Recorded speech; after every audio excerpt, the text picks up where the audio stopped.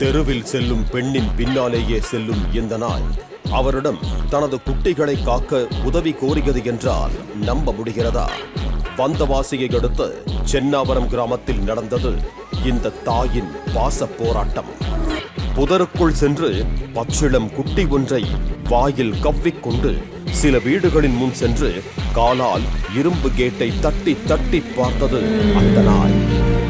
ஒரு 5 அறிவுள்ள நாய் கூட தன்னுடைய மக்களும் தன்னுடைய குழந்தைகளும் பாதிக்கப்படக்கூடாது அப்படிங்கிறதுக்காக மழை பெய்கிற காலத்தில் தன்னோட குழந்தைகளை, அதாவது தன்னோட குட்டிகளை கூட்டிகிட்டு போய் ஏதாவது ஒரு பத்திரமான இடத்துல பாதுகாக்கணும்னு நினைக்குது. ஒரு நாய் கூட தாய் உள்ளத்தோட தன்னோட குழந்தைகளை பாதுகாக்குது. நம்ம அரசியல்வாதிகளும் தாய் உள்ளத்தோட நம்ம மக்களை பாதுகாத்தாங்கன்னா ரொம்ப நல்லாயிருக்கும்.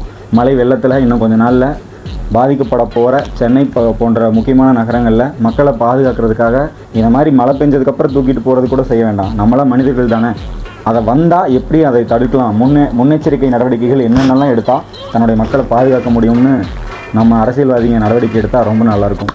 வருஷம் மழையும் வருது, வருஷம் புயல் அடிக்குது, வருஷம் குடிசையும் பாதிக்குது, வருஷம் ஹெலிகாப்டர் சோத்து போட்டதும் போடுறீங்க, வருஷம் மழை தண்ணியில மந்திரிக வேட்டியை மடிச்சு கட்டிட்டு ஜனங்களை பார்த்து துக்க விசாரிச்சாருன்னு கொட்டை இடத்துல வருது. இதுக்கு முடிவு சரி. இதையெல்லாம் விசாரிக்க உங்களுக்கு ஏது நேரம்? எந்த பணக்காரன எந்த கோடீஸ்வரனை எங்க பார்க்கலாம், அவங்கிட்ட எப்படி பொட்டு பொட்டியா வாங்கலாம், அதை எங்க ஓட்டு போய் வைக்கிறான்னு யோசிக்கிறது தானே உங்க வேலை. சரி, அஞ்சதுக்கு நாங்களா காரணம்? அது இயற்கையின் சீற்றம், ஈசனின் திருவிளையாடல். நானா இயற்கை ஏமா உங்க வீட்டுல மட்டும் தீர மாட்டேங்குது, ஈசன் ஏமா உங்க வீட்டுல மட்டும் திருவிளையாடல் நடத்த மாட்டேங்கிறான்? ஏன்னா நீங்க விவரமானவங்க, நாங்க இடிச்ச வாயுங்க, எதுவும் பேச தெரியாத